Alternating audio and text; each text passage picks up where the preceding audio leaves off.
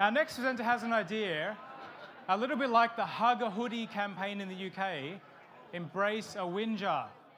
Please put your hands together for Janet Horton.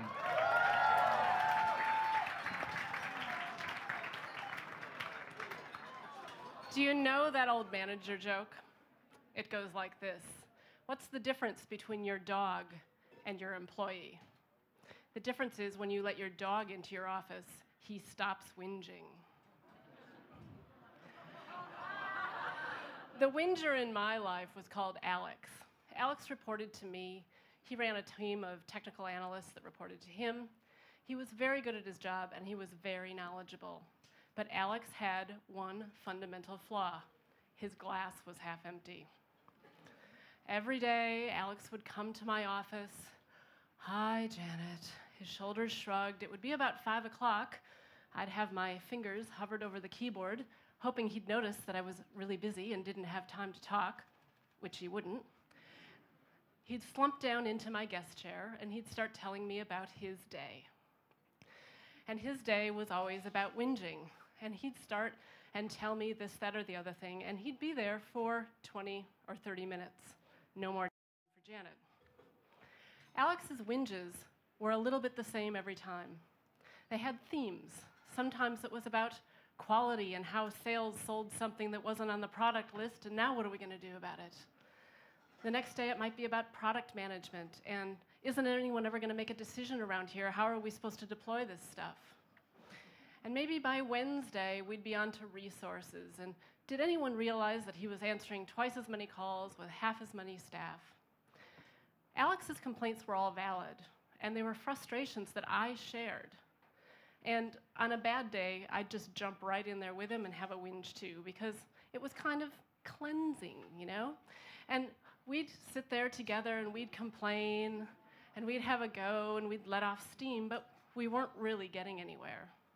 I'd feel a little low, he'd feel a little lower, and we'd both kind of leave my office, because by this time I wasn't working on my deadline, both thinking what we really needed was a drink. One day on my third beer, I thought, this is crazy. There's got to be a better way for me and Alex to work together on these issues. And I came across an idea that I quite liked by Keegan and Leahy, and it went like this. If someone is full of complaints, their complaints are actually commitments in disguise.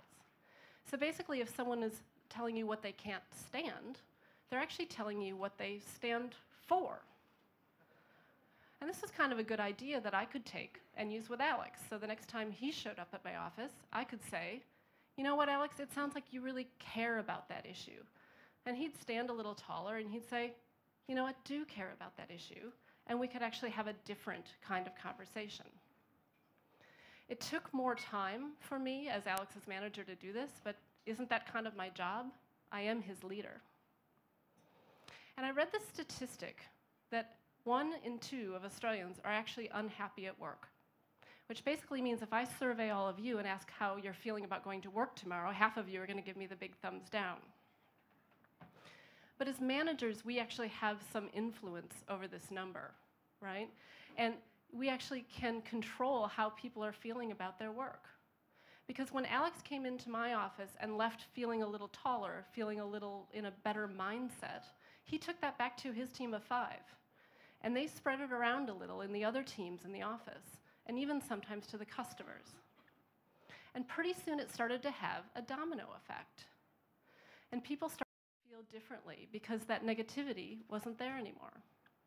And this effect has been studied. So researchers, you gotta love researchers, get executive management teams in a room and say, just go about your business and have your meeting, and we're going to watch. And they compare how executive management teams interact in high-performing organizations and in low-performing organizations. And in low-performing organizations, the executive teams are making 3 negative comments for every positive one. And in high-performing organizations, the executive teams are making 5 positive comments for every negative one. Now, you might think about the next meeting you're going to and the whinge that you're going to want to make, and sometimes it's really hard to keep your mouth shut, and it's a choice. But let me ask you this. What kind of organization do you work in? What kind of organization do you want to work in? How much time do you want to spend with whingers? Here's my point. We don't have to be miserable at work. And we don't just have to sit around listening to other people being miserable at work. We can do something, but it's up to each one of us. So the next time your Alex shows up at your door, take your fingers off the keyboard, have a listen, and embrace his whinge. It just might make you feel better about your work, and it might do everybody else a favor in your organization as well. Thank you. Have a great night.